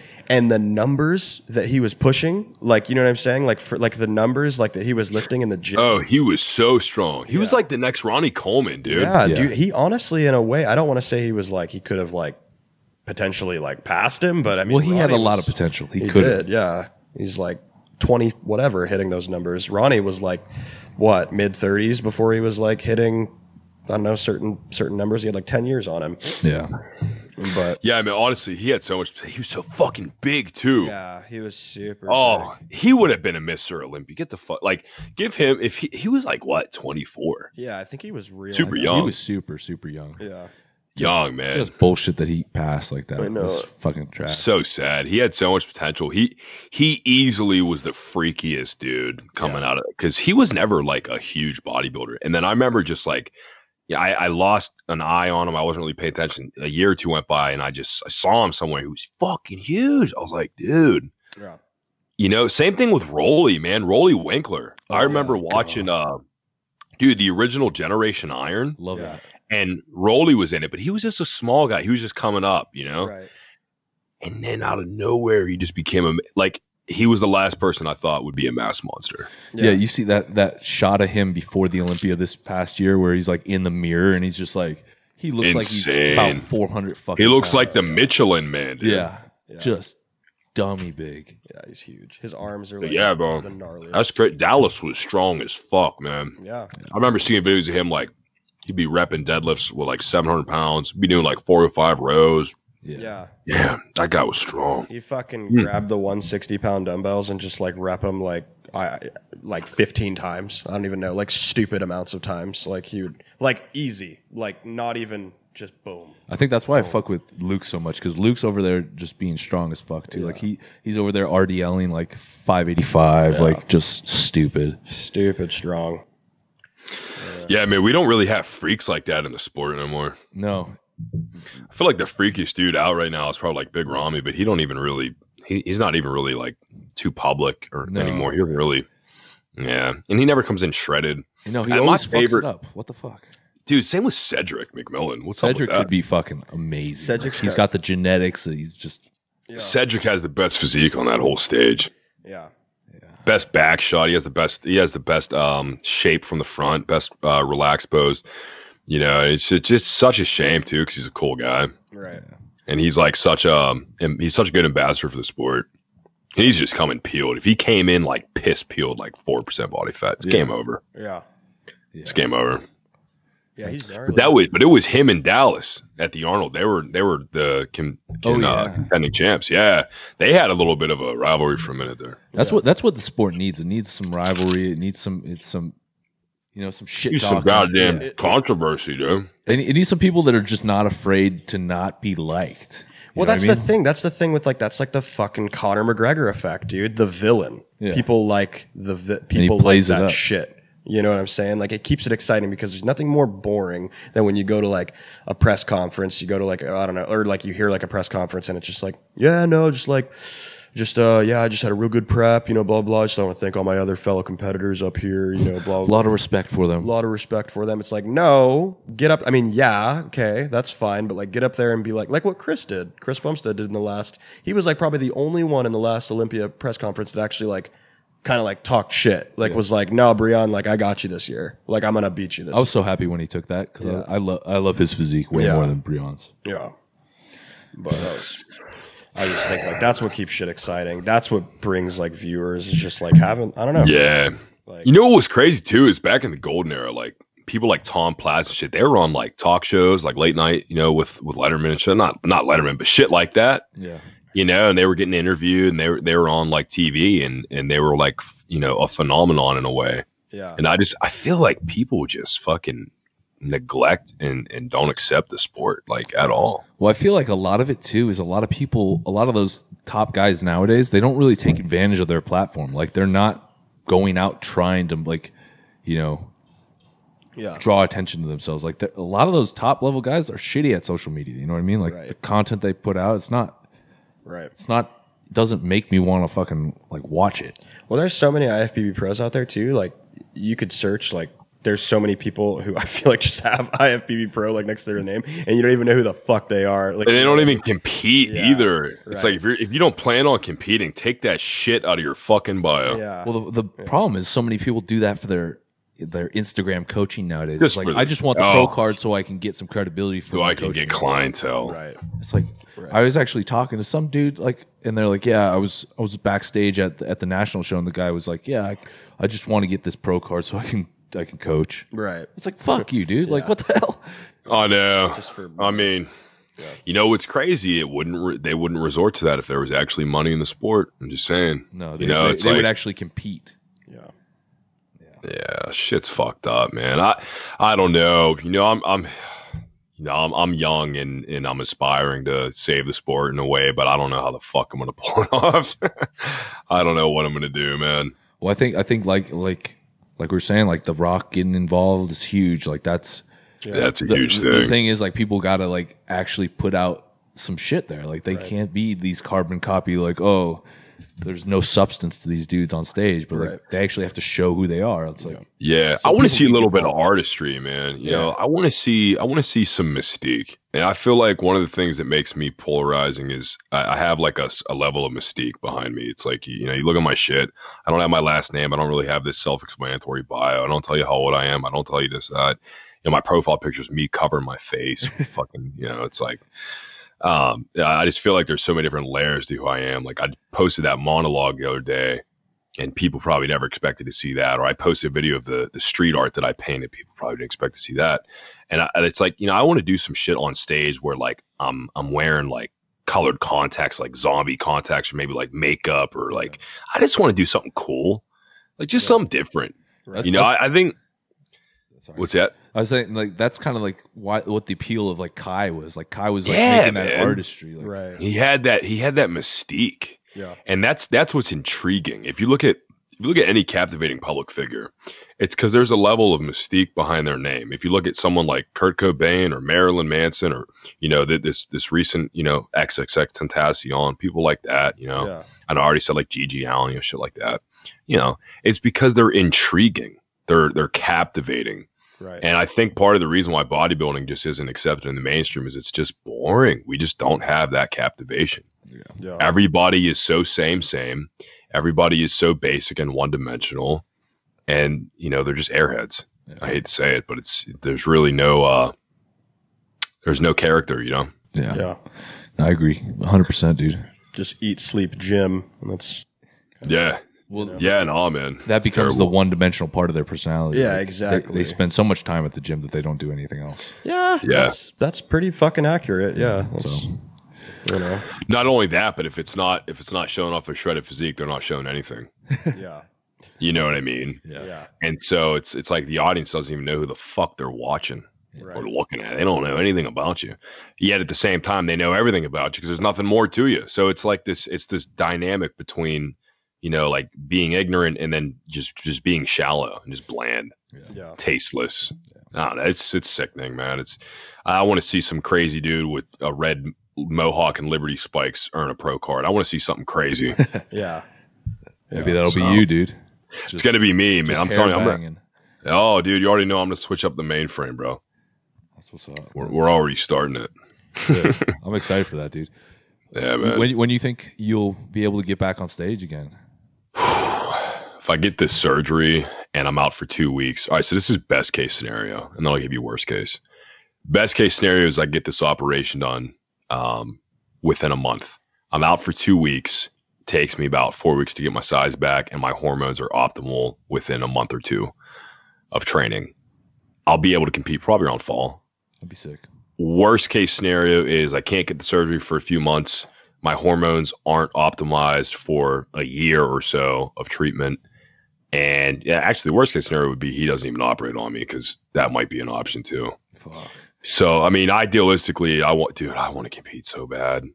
I just got to make sure my body's willing to do it. Yeah. You know? Well, the cool thing about having the access to the platform now is even if some bullshit were to happen and you were never to be able to compete, you can still, be yourself and still grow that from that way. You know what I mean? Right.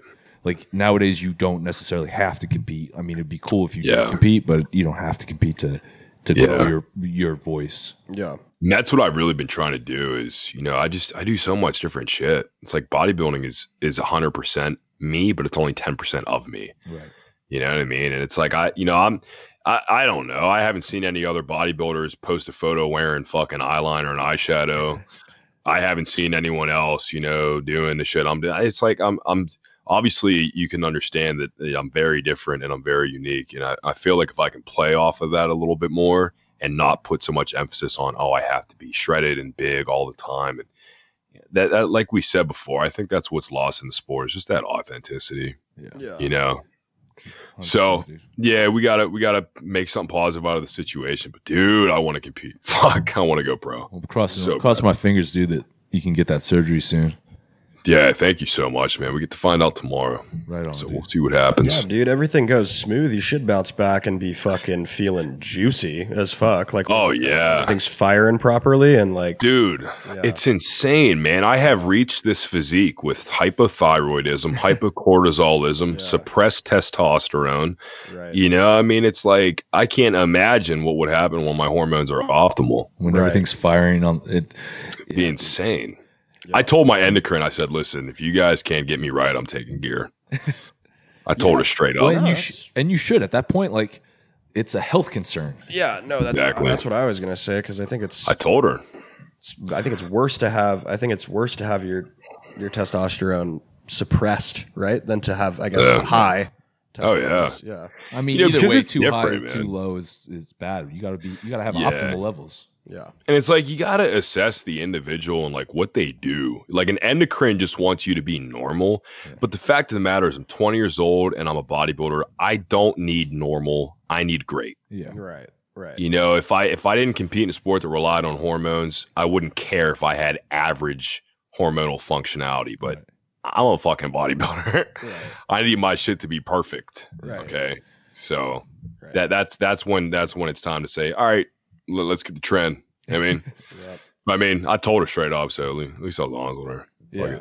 Well, you got to be honest with it. Like that's but we'll see what they can do. You know what I mean, who knows, man? I mean, they might get me on like some kind of shit and just level out everything, and I might feel amazing. I might feel a way I never felt before, and I might never need to run shit in my life. I might just be just optimally, chilling. Yeah, I feel like with something like men's physique, you can afford to stay natural pretty long. So yeah.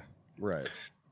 But I don't want to hide my legs though, so I'll probably end up doing both divisions, but I'll try to get that card in like men's physique just because it's more feasible. Yeah, just to get it, and then you can spend more time developing the physique even more. Yeah, because that's really what they do. I mean, like all these men's physique pros, they compete in men's physique, but in their off season and all their photos and videos, they're posing. Yeah, they're doing classic poses. They're bodybuilders, man. They're throwing up biceps. They're throwing up ab and thigh shots. Let's be real. Nobody wants to just do the front. Yeah, nobody wants to do That's that. Boring. Nobody wants to do it. You want to see the biceps, man.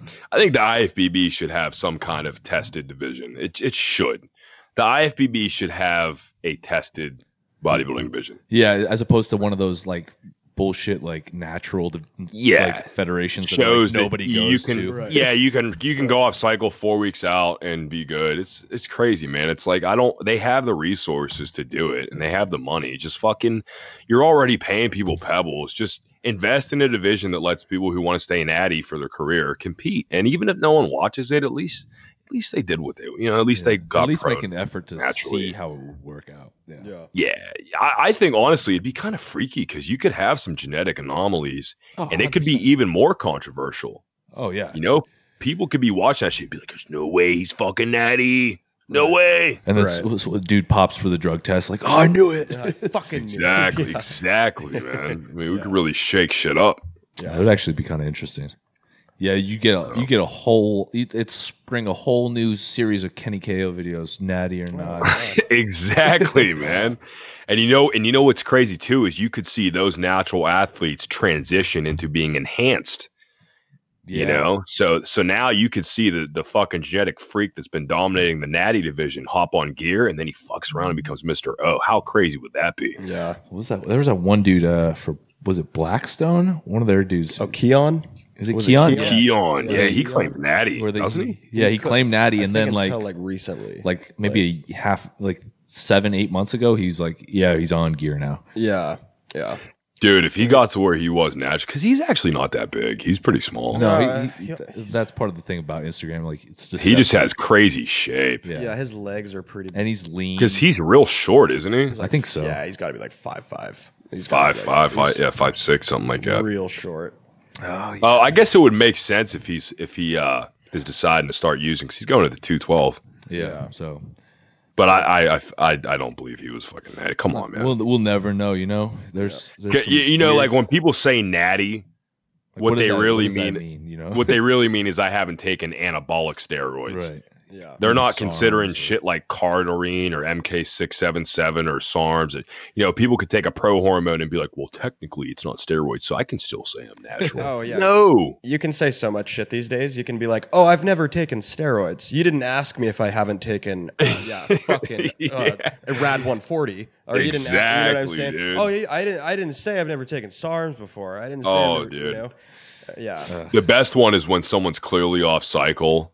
And then you ask them if they're natty, and like, yeah, I'm natty. Go ahead, test me. It's like, no shit, because you're off cycle. You're right. Yeah. It's like, if you've ever taken shit, you're not natural. Yeah. Right. And the minute I take shit, I'm going to publicly announce it.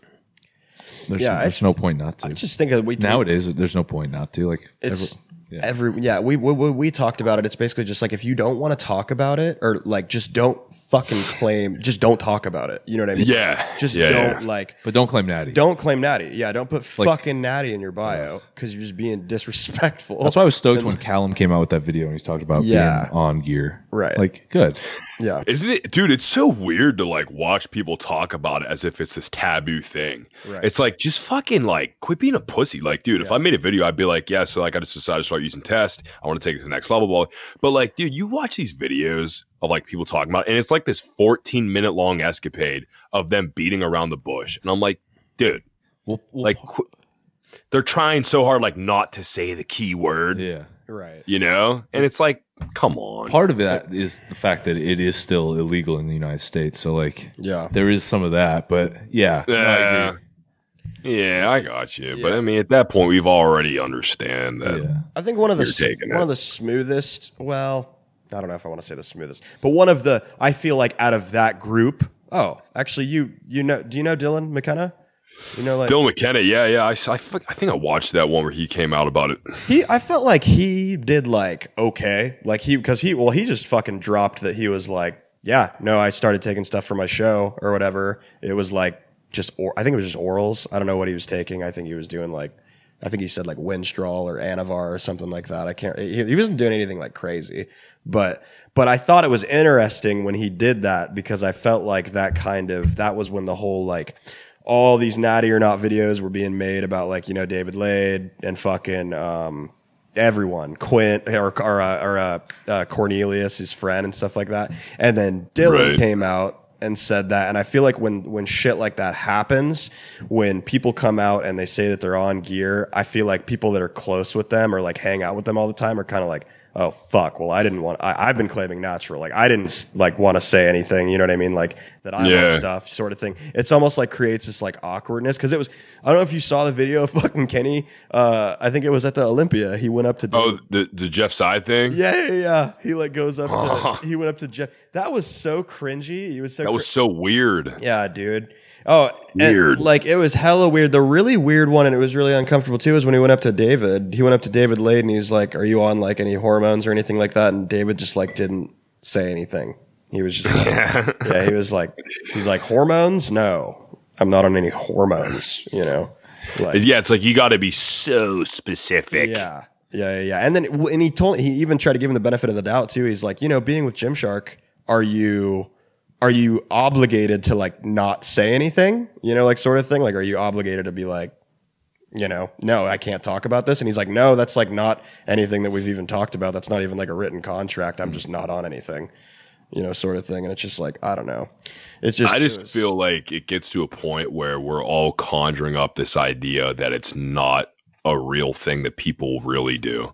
right. And it's like, within doing that, we know it's bullshit. So let's just come clean. Yeah. You know, like people that obviously run shit, just talk about it in such a fucking taboo way, man. Like I said, it just, that's the reason why bodybuilding is so neglected as a sport and a hobby, because there's just, it's so weird. It's such a weird sport, bro. 100%. Yeah. It's so weird. Yeah. 100%. That's the thing. I think that's my thing with it is I think that's why it's not broadcasted. I think that's why it's not broadcasted is because people know that steroids are in the sport and it's kind of the dark side, the dark, whatever, untold taboo shit, you know, with it. Stupid so, shit. And it's like, and then you have dudes like Jeff Side who are like, well, if I were on steroids, like, why wouldn't I look like dudes like Jay Cutler or like, you know what I'm saying? It's shut up. First of all, you know, like, you know what I mean? Like, I don't know. Well, that's the thing is these dudes with these like earlier on men's physique, kind of like bang average looking physiques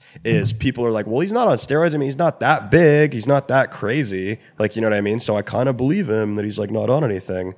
It's like, dude, he's not going to look like, he doesn't have to look that crazy to be on steroids. Like we know people that look like shit that are on steroids. Yeah, right. So now, see, I feel like someone like Jeff Side could be natural, and you know what I mean. I think he could be natural right now. I think he could be natural. I think he could have fucked with something maybe earlier on, but yeah, probably. But fuck, who cares if he had? You know what I mean? Like, like, who gives a shit? Because you got to look at like Uzoma Obalor, I believe, is 100% natural, because if you look at when he was 14 he or was 15, freak, man. You know, I know his coach, and I've talked with his coach. His coach was going to coach me for my last show, and I've been self-coached up until, you know, well, except for my first show, but you know, from that point, been self-coached, and I wanted to get him, and you know, me and him were talking, and you know, he was like, you know, a lot of people don't believe Uzoma's natural. I'm like, I believe he's natural. I'm like 100%, because you know, when he was young, he was a freak, man. I mean, he had, you know, crazy genetic insertions, shape and size.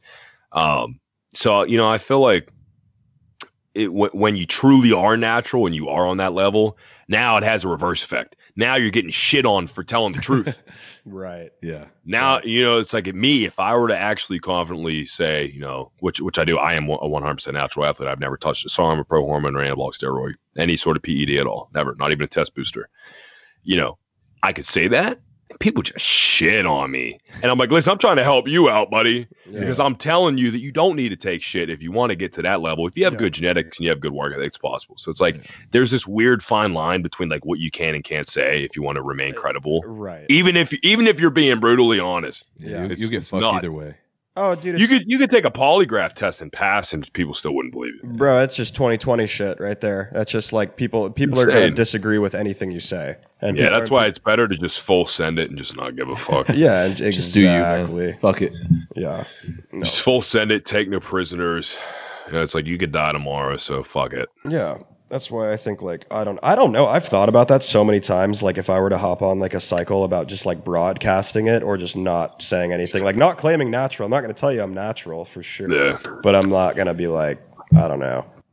I feel like I'd be doing myself a disservice if I didn't talk about it. Only because because like up until this point, I've passionately been outspoken about being straight edge. Yeah. Yeah.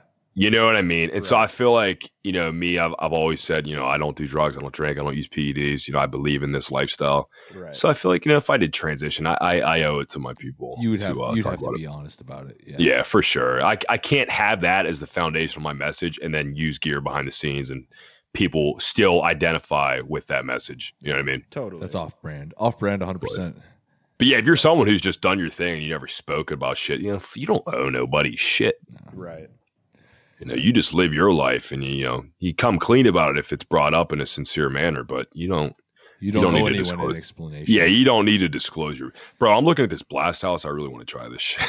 I got you, bro. I'll send you some. I got a little bit of the pre, but I don't have the samples of the protein yet. I just ran out of pre. All right, I'll send you That's some. prime. I'm gonna have a code Fingerblast 20. It's gonna be for 20% off.